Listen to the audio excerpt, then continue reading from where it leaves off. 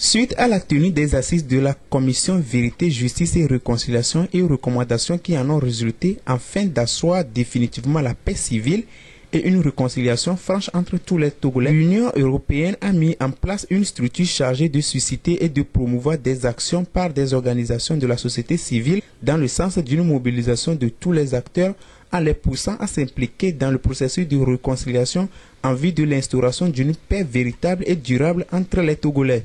Pour ce faire, l'Association des historiens et des archéologues du Togo a formulé un projet intitulé « Rédaction d'un manuel d'histoire à l'intention des écoliers et élèves du Togo ». Ce projet, en parfaite harmonie avec les objectifs de l'Union européenne, a été retenu par le PASCRENA et financé pour un coût total de 15 630 300 francs CFA, dont 20% d'apport de la HATS.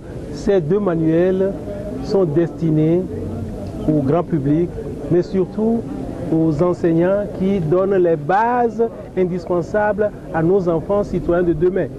Il s'agit donc des écoliers, mais aussi des élèves des lycées et collèges. Les objectifs poursuivis par ces ouvrages qui doivent servir de guide, parce que pour la méthodologie, nous avions demandé l'appui des pédagogues, des inspecteurs, et c'est dans ce cadre que le ministère de l'enseignement primaire et secondaire a délégué un point focal auprès de nous, qui a mis en place une équipe pédagogique. Il est constaté qu'aucun manuel n'est consacré à l'histoire du Togo. Certes, on retrouve dans des ouvrages didactiques consacrés à l'histoire et à la géographie quelques passages relatant l'histoire du Togo. Mais ces extraits tirés des travaux des spécialistes ne sont d'ailleurs pas souvent cités.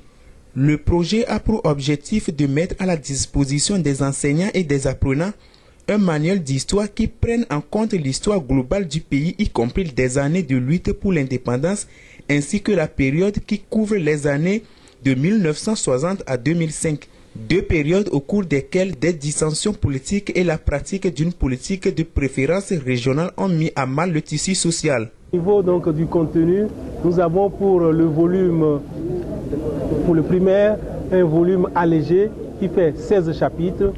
En revanche, pour le livre secondaire, nous avons 38 chapitres.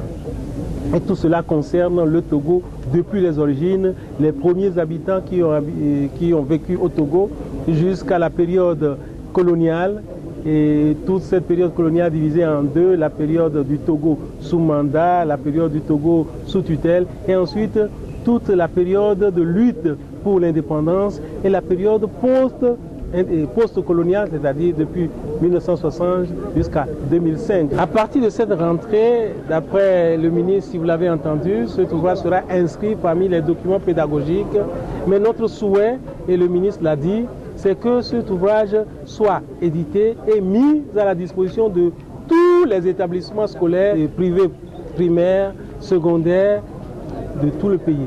L'association estime à 13 500 le nombre d'exemplaires du manuel du primaire à distribuer et à 24 000 celui des exemplaires du secondaire pour un coût total de 36 500 000 francs CFA.